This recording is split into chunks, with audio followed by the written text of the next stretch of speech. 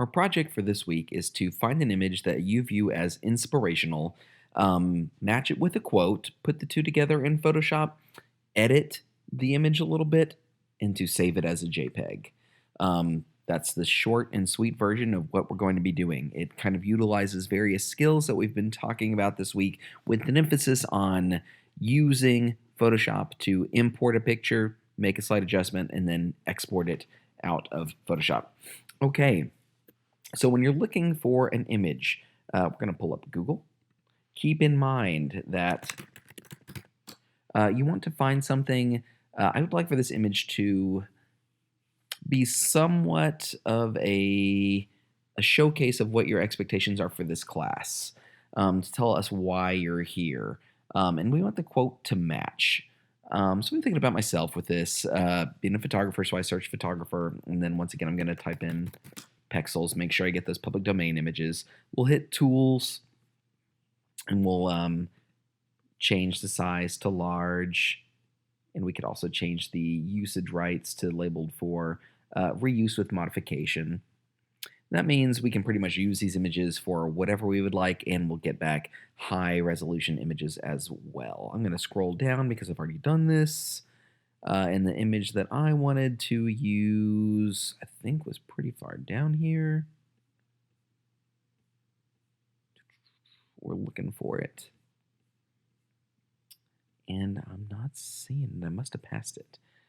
So instead of wasting all of our time, we will just pick something else. Let's go with this picture right here. And we'll open it in another tab. And I'm going to copy it. If you wanted to, you could also download it and drag and drop it, but we are just going to copy the image.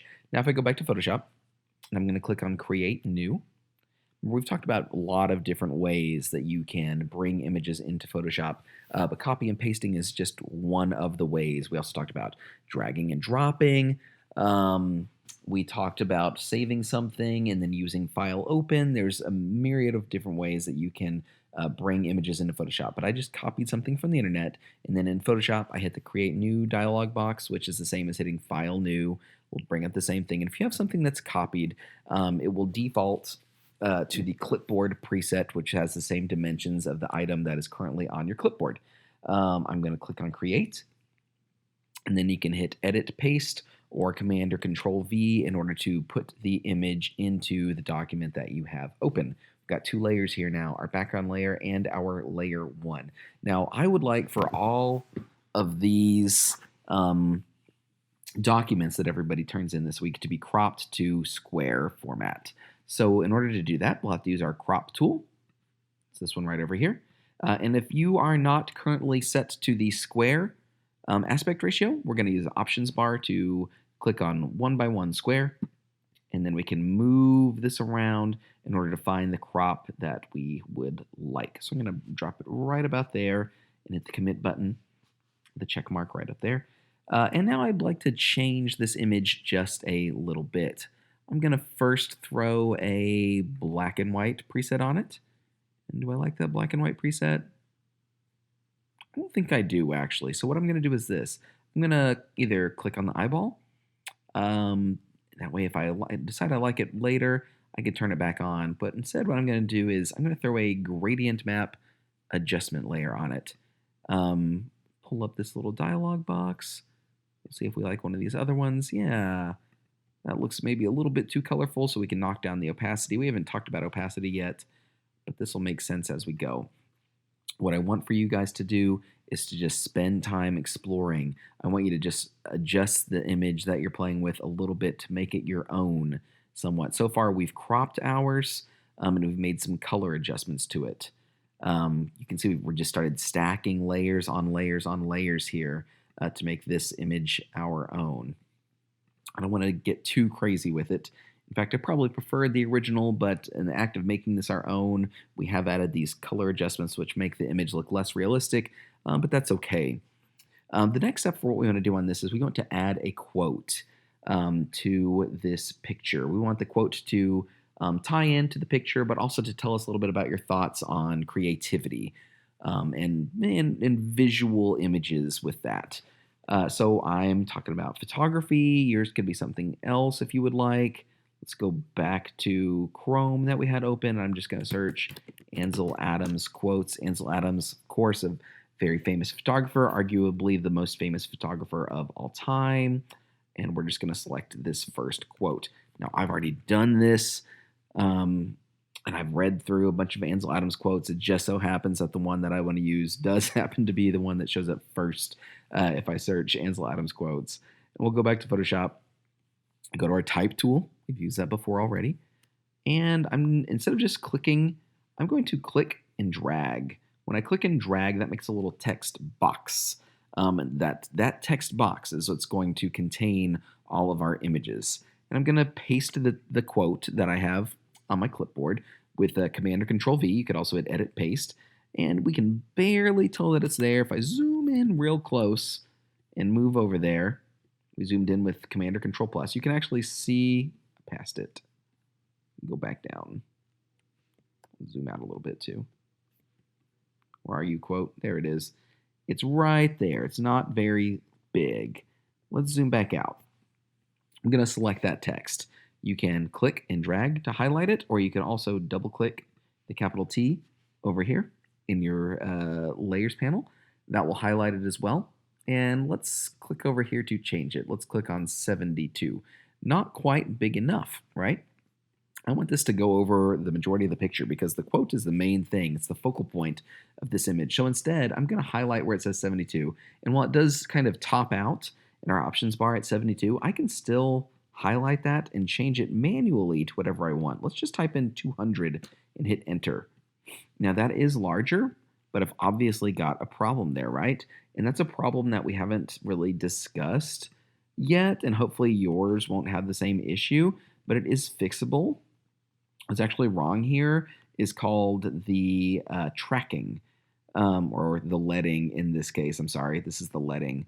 Our text is not spaced out enough. So I'm fixing it by holding the Alt or Option key on my keyboard and hitting the down arrow until I spread this out a little bit more, until all the individual text layers are not overlapping. And that's still not quite as big as I want it to be. So let's type out 300, hit enter, hold Alt or Option, hit our arrow key in order to stretch everything out so that it's no longer overlapping. But I do think that this size is going to work for us.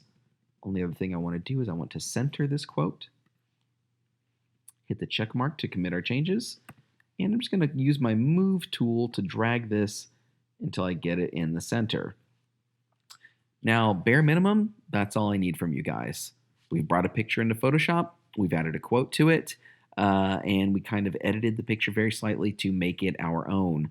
I would love it if you guys, though, went above and beyond. Maybe did some type tools. If you already know Photoshop a little bit, show me what you know with this project. You could add some designy quotes to this.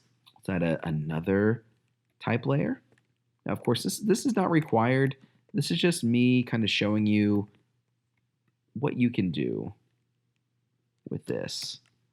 We'll add some intro quotes, maybe rotate them a little bit, make them a little bit smaller, put them right over here, and we'll knock the opacity down so they just kind of barely show up. That's one thing you could do. We could duplicate it over here at the end and put other quotes there.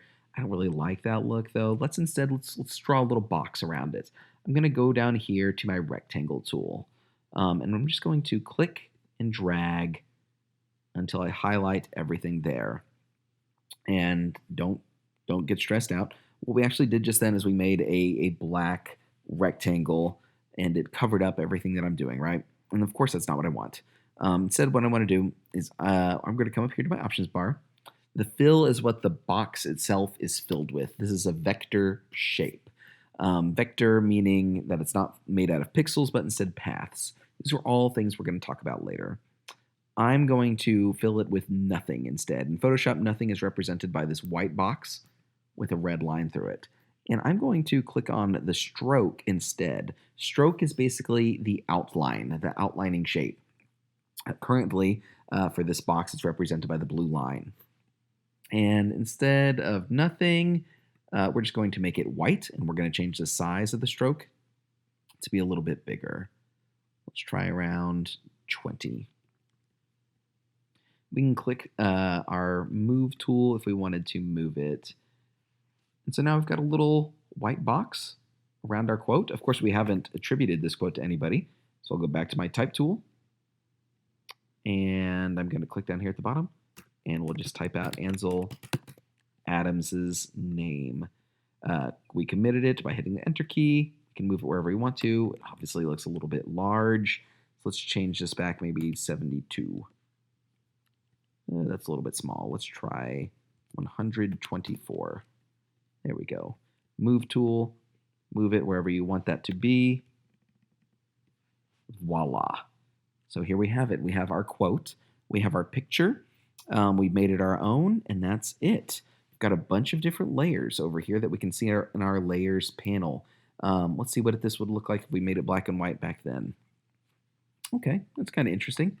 Still don't like it, so we're going to turn the eyeball back off. I'm going to go to File, Save As.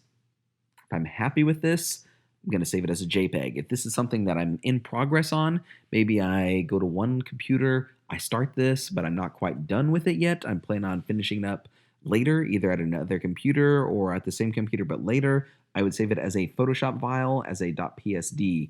But when you're done, what I want you to actually turn in is a JPEG file. So make sure you select JPEG under Format when you're totally done. We'll call this image, or let's call this project number 1. Saving it as a JPEG, we'll hit save, make sure quality is 12, and hit OK. And actually, when I do save it, you might want to put your name in there, project number 1 Milne. We'll save it in our folder over here, change it to JPEG, and we'll hit save. And there we go. That is our major project, our first major project of the semester. Should you have any issues with this, please feel free to send me a message. Remember, you can rewatch this video and pause it as many times as you need until you get this done. But at this point, this should be doable for everybody. This is all stuff that we've covered. Remember that you can go back and recheck out any of the lectures that cover this information, and all the readings and watchings in Canvas are there to help you as well. That's it for this week.